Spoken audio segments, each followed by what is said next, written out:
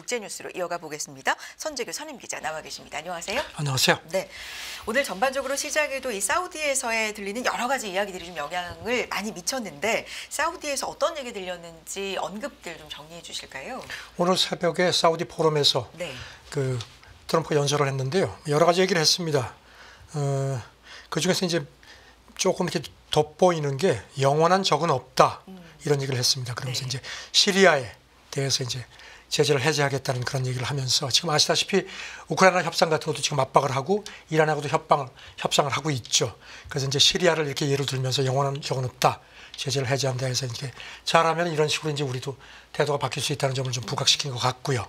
그리고 또 이제 사우디에 대해서 물론 이제 그 6천억 달러 정도 이제 계약 뭐 따내고 그리고 뭐 그걸 뭐 농담조지만 뭐 1조 달러로 높였으면 좋겠다 뭐 이런 얘기도 했죠. 그러면서 이제 지금 거기 또 하나 이제 중동 그 구도 재편과 관련해서 1기 때 이른바 아브라함 협정을 자기가 추진을 했죠. 그래서 이제 뭐 아랍에미리트, 카타르 같은 데가 이제 이스라엘하고 수교를 했죠. 이제 그거를 사우디까지 확대를 하려고 했는데 아시다시피 이제 하마스 전쟁 터지는 바람에 이제 그게 안 됐는데 이번에 그 얘기를 또 했습니다. 사우디와 아브라함 협정에 사우디가 합류하는 게 내 바람이다 하면서도 사실 이거는 사우디한테는 굉장히 중요한 중동 사우디하고 그 이스라엘은 그야말로 그동안의 앙숙이었죠. 그러니까 이제 그거를 너무 몰아붙이는 게 그랬든지 하지만 여러분의 시간에 맞춰서 진행해 달라. 그러니까 그렇게 강하게 압박은 안 하겠다고 하면서도 이제 이런 쪽으로 갔으면 좋겠다는 그런 얘기도 했습니다.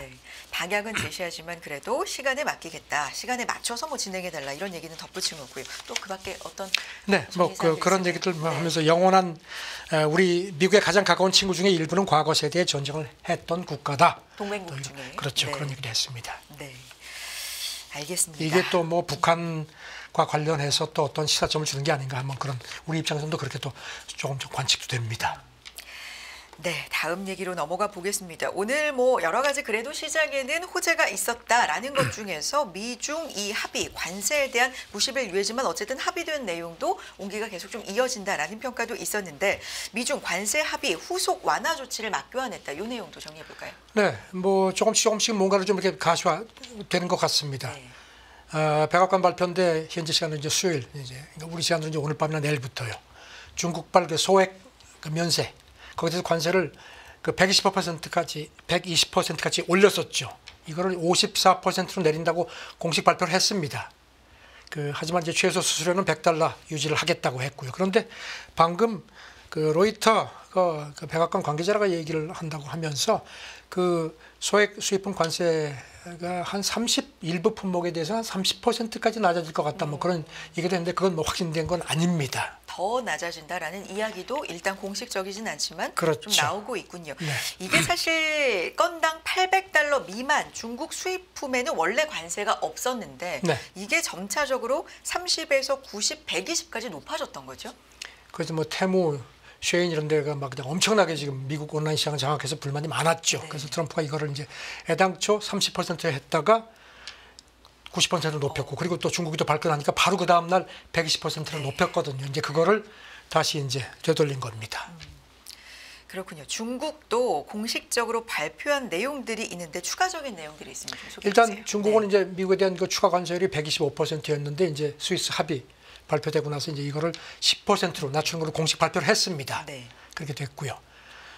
그리고 또 보니까 중국 그 CCTV인데 이런 그 비관세 그 반격 조치도 있었는데 조만간 이것도 상응해서 중단 또는 취소될 거다 이렇게 보도를 했는데 이거 관련해서 이제 그 중국 항공사들한테 보잉기 신규 주문하지 말고 산 것도 돌려줘라 이렇게 했던 걸로 되어 있는데 이제 이것도 이제 제한이 풀린 걸로 그렇게 보도가 됐고요. 일단 조금씩 이제 서로 그런 그 합의에 따른 후속 조치를 조금씩 카드를 하나씩 살짝 내비치는 단계입니다.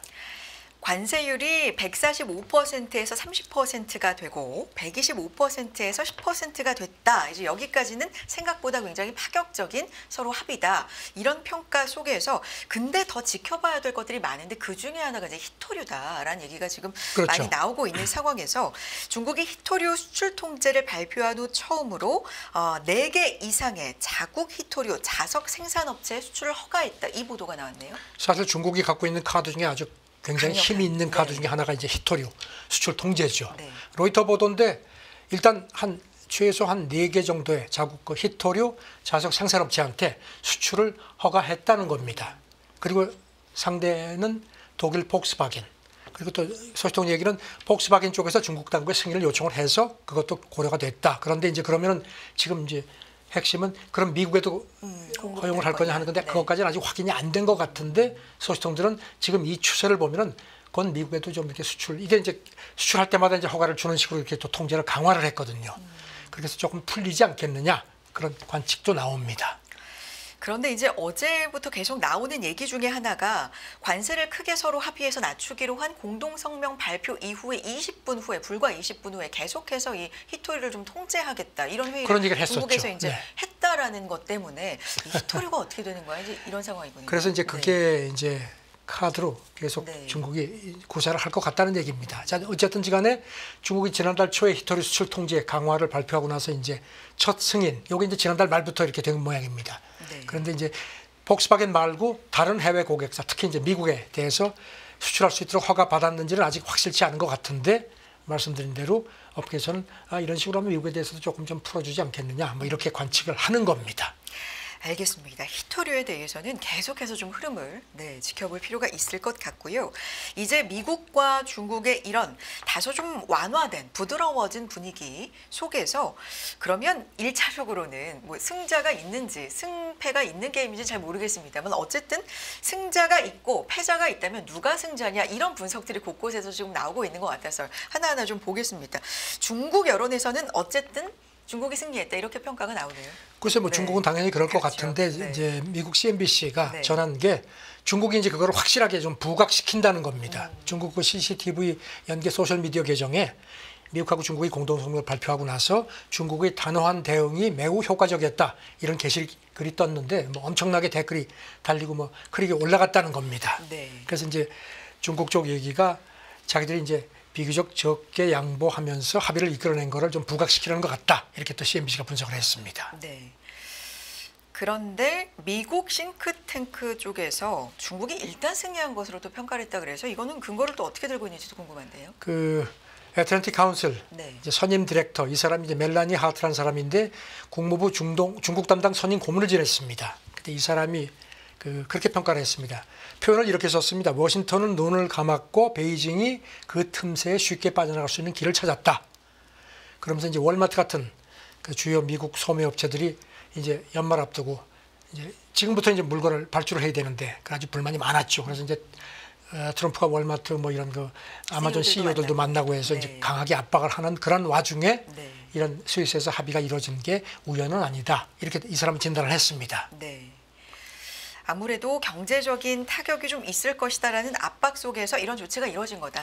그러니까 미국 소비자들이 사실 트럼프 그 관세 정책을 보면 저게 도대체 어디로 가려는 거야 이렇게 좀 의아해하는 상황에서 이렇게 대공황 수준의 공급난 이 사람들이 미국 소비자들이 이걸 감내할 이유가 없다는 겁니다. 그래서 계속 이제 트럼프를 압박을 했던 거고요. 그리고 또 중국 같은 경우는 이제 계속 미리 대비를 해왔다는 겁니다. 그래서 뭐 수출 같은 것도 동남아 쪽으로 많이 다변화하고 이런 것들을 취했기 때문에 그래서 이제 중국 이번 거를 자기가 보기에는 중국이 일단 승리를 한 게 아니냐 이렇게 본다는 겁니다. 그리고 이제 중국이 이제부터는 트럼프 행정부를 능가할 수 있는 협상 프로세스를 갖게 됐다. 그리고 또 그래서 중국이 앞으로는 뭐 더 가치 있는 걸 양보할 그런 이유가 없을 것 같다. 그러니까 사실 백악관이 들으면 별로 좋지 않은 그런 평가를 했습니다. 애틀랜틱 카운슬은 중도 보수 성향으로 평가가 됩니다. 그렇군요. 그런데 사실 중국 경제를 봐도 물론 좀 더 지켜봐야 되겠습니다만 뭐 이구환신이라든지 좀 소비 어떤 쿠폰이라든지 뭐 보조금 이런 것들을 부양을 통해서 조금 들어 올리는 뭐 이런 감이 있기 때문에 그렇게 또 그렇죠. 탄탄하다라고는 볼 수 없는 상황에서 중국도 뭐 사실 뭐 그렇게 뭐 그냥 뭐 그렇게 느긋할 수는 없는 거죠. 어쨌든 이 사람은 시진핑이 또 나름대로의 그 국내외적으로도 정책인 어떤 입지도 조금 좀 도움이 되는 거라는 겁니다. 스위스 합의가. 그러면서 이런 표현을 썼습니다. 시진핑이 국내적으로 트럼프에 맞선다는 명분과 함께 중국 경제가 좀 좋지 않죠. 여기에 대한 책임을 물을 수 있는 새로운 악당도 확보한 셈이다. 그리고 또 글로벌 차원에서는 그 협상 테이블에 나와서 이렇게 이성적으로 이렇게 협상을 한다. 트럼프는 막 그냥 일방적으로 몰아치는데 그래서 이제 그런 면에서 특히 글로벌 사우스 쪽에 대해서 시진핑이 그래도 뭔가 좀 일을 하네 하는 점수도 딴 것 같다. 그래서 일단 미국, 중국이 본격적인 협상 모드로 들어갔고 그런 면에서 중국이 일단 우위를 점한 걸로 본다. 이 사람은 이렇게 평가를 했습니다. 알겠습니다. 그런 가운데 이번 미국과 중국의 합의 내용으로 인해서 90일 유예긴 합니다만 뭐 지켜볼 필요는 있습니다. 그런데 어쨌든 굉장히 좀 1차적으로 처음으로 만난 것 치고는 굉장히 파격적이다. 뭐 이런 평가가 지금 나오고 있는 상황에서 침체 확률도 상당히 좀 낮아졌다고요? 그렇죠. 골드만삭스 같은 데도 보니까 그 앞으로 12개월 안에 네. 미국이 침체에 빠질 확률을 앞서는 35%로 했었던 거를 트럼프 이렇게 관세 마찰 막 돼서 45% 높였었는데 이거를 다시 35%로 내렸습니다. 네. 그리고 또 미국의 올해 GDP 성장률 전망치도 0.5%였던 거를 1%로 높였고요. 그리고 지금 뭐 UBS, 뭐 JP 모건도 그 올해 GDP 성장률 전망치를 조금씩 올렸습니다. 네. 증시에 대해서도 원래는 셀, USA 이런 얘기가 한동안 굉장히 많았었잖아요. 나왔었죠. 변동성이 있을 때 뭐 바이 아메리카에도 다시 나옵니다. 골드만삭스 같은 네. 경우는 그 지금 올해 앞으로 12개월 S&P 그 500 지수 목표치를 지금은 한 5,900에서 6,200 정도. 연말은 한 6,200으로 봤는데 이거를 내년 같은 경우는 한 6,500까지 좀 높였습니다. 그러니까 지금보다 한 10% 이상 더 높아질 수 있다는 걸로 지적을 한 겁니다. 네. 여기서 블룸버그 이코노믹스는 미국의 그 스태그플레이션, 침체 속의 물가 상승 위험도 한 절반으로 줄었다. 그래서 이번 합의가 어쨌든지 간에 미국, 중국 기업 모두에 도움이 될 거다. 이렇게 진단을 했습니다. 그렇군요. 그럼에도 침체 가능성은 다소 낮아졌지만 경기 둔화 우려는 여전하다라는 평가가 있습니다. 기본적인 네. 전망 자체는 변하지 않는다는 겁니다. 골드만삭스도 그렇게 봤고요. 그리고 이제 이달 말에 나오는 고용 지표도 좀 봐야 되겠고 이제 그때는 그 타격이 좀 가셔되지 않겠느냐 관세 그 충격이요. 그리고 또 다음 달에 나오는 5월 물가 지표도 좀 더 일단 인플레가 조금 좀 주춤한 것 네. 같지만 좀 더 지켜봐야 된다는 얘기도 있고요. 왜냐하면 트럼프 관세발 충격에 따른 게 시차 인플레 그런 지적이 계속 있고요. 언스테인 수석 이코노미스트도 미중 간의 일시적인 관세 유예가 주목할 만한 완화 조치다 하면서도 미국 경제가 둔화 자체를 피하지는 못할 거다 그렇게 봤습니다. 그러면서 이제 관세 부과 전에 수요가 대거 앞당겨진 부분도 있고요. 그래서 이제 그런 그 시차 물가 압력도 있고 그다음에 트럼프 정책이 여전히 불확실하다는 점도 악재라고 지적을 했습니다. 90일간 어떻게 진행이 되는지 볼 필요는 있습니다. 이게 뭐 완전히 끝난 게 아니기 때문에 어쨌든 근데 가계와 기업이 재고를 늘릴 가능성 여기에 대해서는 뭐 회의적 전망도 나오고 있네요. 앞서서는 네.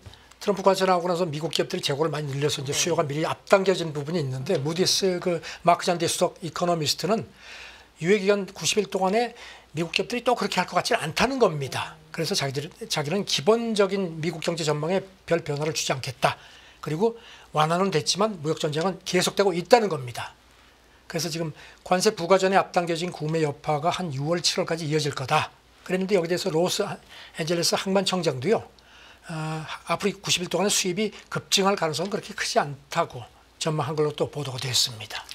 알겠습니다. 이런 가운데 시진핑 주석 경우에는 관세, 무역 전쟁에 승자가 없다. 앞서서는 중국 쪽 입장이 본인들이 잘했다, 이겼다, 뭐 이런 얘기 나왔다 그러는데 시진핑 주석은 뭐 승자가 없다 이런 얘기를 한 겁니까?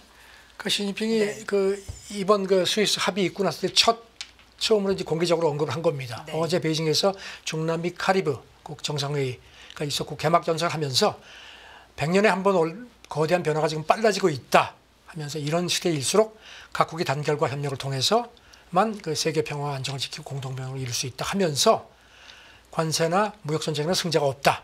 그리고 또 강압이나 패권주의는 결국 자기 고립으로 갈 뿐이다. 이렇게 얘기를 했습니다. 네. 일단 그래도 좀 중국이 좀 약간의 여유가 있다는 식의 그런 얘기를 한 것 같은데 그리고 이제 룰라도 지금 와 있거든요. 별도 이제 베이징에서 만나고 나서 역시 다자주의 협력 강화하고 일방주의, 보호주의 그리고 괴롭힘에는 명백히 반대한다. 트럼프라고 막지 않았는데 이제 우회 비판을 한 걸로 그렇게 보도가 됐습니다. 알겠습니다.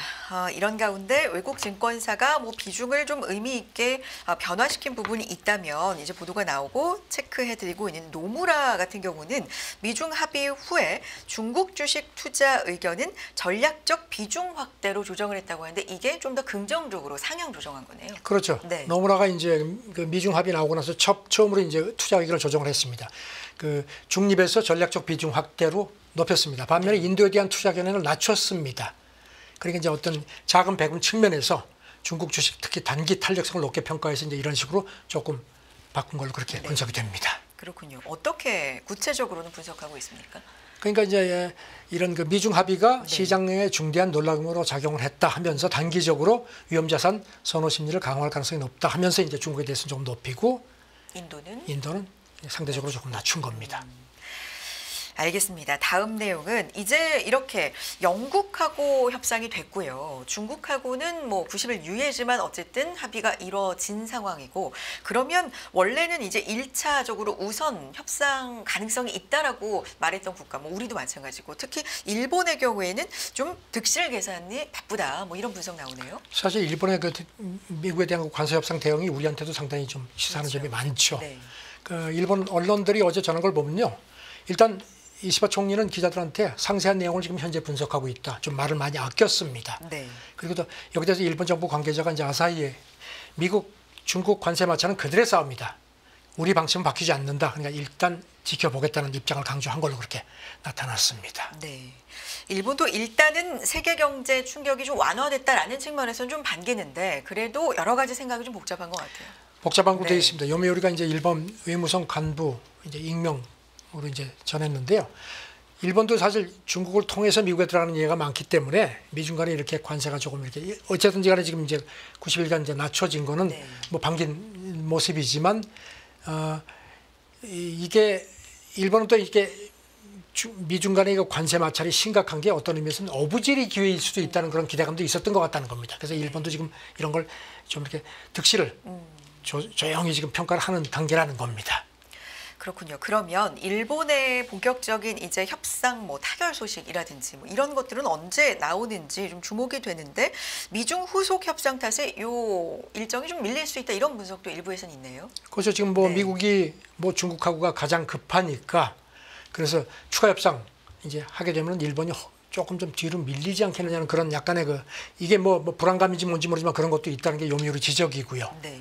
왜냐하면 특히 이제 그 영국도 그렇고 중국도 그렇고 자동차 관세에는 별로 손을 안 댔죠. 그러니까 이제 이게 일본은 여전히 또 여기에 대해서 이제 신경이 쓰인다는 겁니다. 그래서 이번 미중 합의가 일본 협상에 플러스인지 마이너스인지 이것도 지금 일본 당국이 지금 속으로 굉장히 복잡하게 계산을 하고 있다는 겁니다. 일본 정부는 최근에는 계속해서 좀 신중하고 급하지 않다라는 모드로 이어가고 있잖아요. 요미우리도 그렇게 지적을 했습니다. 이번 그 미중 합의 과정에 트럼프 조바심이 좀 작용한 것 같다는 분석도 나온다는 겁니다. 그리고 또 일본은 그 국가별 차등 그 상호관세 유예가 종료되는 게 이제 7월 8일이죠. 그때까지 1차 시한으로 삼아서 이제 신중하게 협상한다는 입장은 별 달라진 게 없다는 거고요. 그리고 또 일본 자동차 업계 고위 인사 얘기도 미중 합의가 미국이 중국에 좀 다가선 결과 아니겠느냐. 그래서 우리가 뭐 일본이 급하게 교섭 카드를 낼 필요가 없는 거다. 그러면서 미국 입장을 계속 지켜보면서 가장 좋은 성과를 낼 수 있도록 신중하게 협상하는 게 필요하다. 또 요미우리도 이렇게 또 권고를 했습니다. 알겠습니다. 일본의 진행 상황도 지켜보겠습니다. 다음 내용 넘어가 보죠. 트럼프 대통령의 두 아들이 세운 가상화폐 채굴 업체가 있는데요. 나스닥에 상장하나 봅니다. 또 트럼프 시비하느냐고 하실지 모르겠지만 저는 계속 이런 게 나옵니다. 뉴욕타임스 보도인데요. 트럼프 장남하고 차남이 비트코인 채굴업체 아메리칸 비트코인을 이제 앞서 인수합병 뭐 이런 식으로 이제 형태로 이제 출범시킨 게 있거든요. 한 3월 말쯤이었습니다. 그런데 이거를 기업 공개를 한다는 겁니다. 이미 나스닥에 상장되어 있는 그리폰 디지털 마이닝이라는 회사하고 합병을 통해서 우회 상장하는 걸로 발표가 됐습니다. 네. 그렇군요. 일단 뭐 트럼프 대통령 좀 호감을 사려는 투자자들은 관심이 있을 것이다라는 분석도 있고. 그러면 이제 이게 좀 조용히 추진을 하는 게 아니고요. 이 아메리칸 비트코인이 아주 자사 웹사이트에 아주 글을 올렸습니다. 그 트럼프 가문과의 관계라 대놓고 홍보를 했습니다. 차남 사진 올리면서 비교할 수 없는 네트워크 영향력을 통해서 브랜드 가치를 증진할 수 있는 인물이다. 이렇게 되면 그러니까 트럼프한테 호감사라는 사람들은 와라 이겁니다. 아주 대놓고 홍보를 했습니다.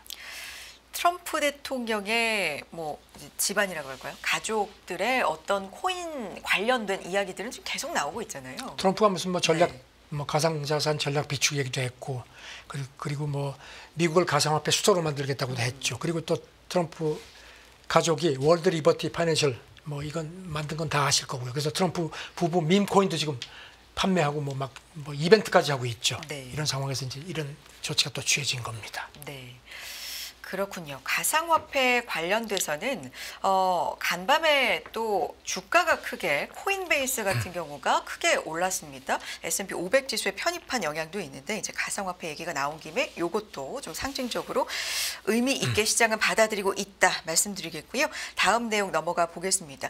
공화당이 주도하는 미국 의회 영양보충 지원 프로그램 수혜 조건을 강화하는 걸 추진한다. 이게 어떤 스토리가 있는 겁니까? 이 프로그램이 일명 푸드 스탬프입니다. 네. 이렇게 하면 이제 익숙하실 겁니다. 이게 지금 그 좀 저소득층 사람들한테 이제 이거를 이제 정부에서 지원을 이제 주는 거거든요. 물론 수 같은 거는 이제 뭐 푸드 스탬프 이걸 가지고 이제 뭐 무슨 뭐 빵 같은 거, 뭐 우유 같은 거, 기초식품 같은 걸 살 수 있도록 하는 거니, 그러니까 쿠폰을 주는 겁니다. 저소득층을 위한. 그렇죠. 그러니까 네. 한 4,100만 명 정도가 이거를 지원받는데요. 그래서 이제 여기 들어가는 지출이 연간 한 우리 돈으로 32조 7천억 원 정도. 근데 문제는 이게 백악관이 손댈 수 있는 그런 지출이 아니라 비재량 지출, 의무 지출입니다. 그러니까 이제 네. 여기 대해서 이제 이거를 이제 트럼프가 상당히 못마땅해 온 것 같습니다.